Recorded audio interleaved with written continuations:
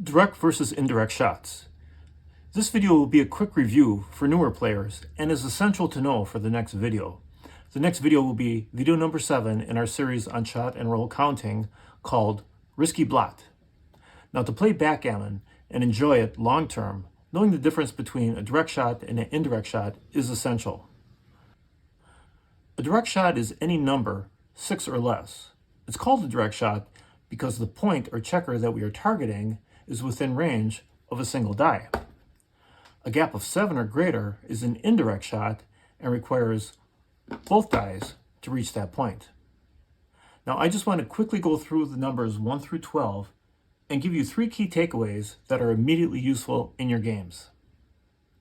This is a simplified version with no checkers in between. Our goal in this video is simply to develop a basic understanding of the stark differences between a direct shot and an indirect shot. Now, this will be our example. It's not really for strategy, but I just wanted to set this up so we can visualize these shots. So in this game, we're in really bad shape. We're about to lose. Our opponent, though, has rolled 2 large numbers, giving us a shot. Now, if we can hit this shot, we can turn this game around, possibly even win. Now, as is, we're able to hit this checker with a pip difference of 1, 11 out of 36 rolls. Now, if this checker was here, that would be a 2 pip difference, 12 out of 36 hit. When there's a 3 pip difference, it's 14 shots. A 4 pip difference, 15 shots. A 5 pip difference, again, 15 shots. A 6 pip difference, the last of our direct shots. Remember, a direct shot can be hit with a single die. And 6 pip difference, we have 17 shots that hit this checker. Now, in contrast, as soon as we're outside of 6, we have an indirect shot. 7 pip difference, 6 shots hit. 8, also 6. 9 goes down to 5. 10 is 3. 11 is 2. And 12 is 3. So we can see here that the direct shots, 11, 12, 14, 15, 15, 17, these are all much larger numbers than the indirect shot.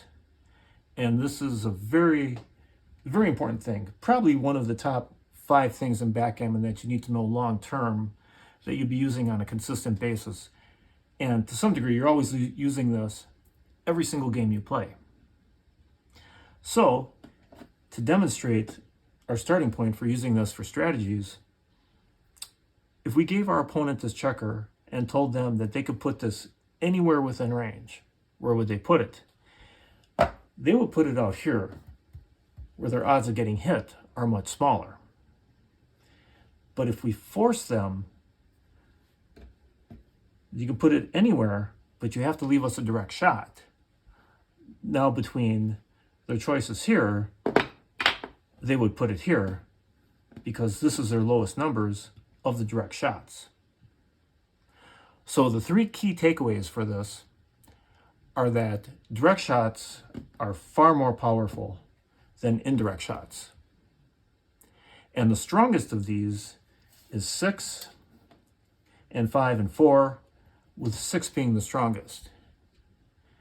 And the furthest or the closest, the safest of all these, if it was an indirect shot, you want to be as far as possible.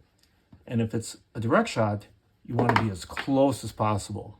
So if we're looking at this from a safety point of view, you want to be close if you're forced to leave a direct shot. And if not, you want to be as far as possible.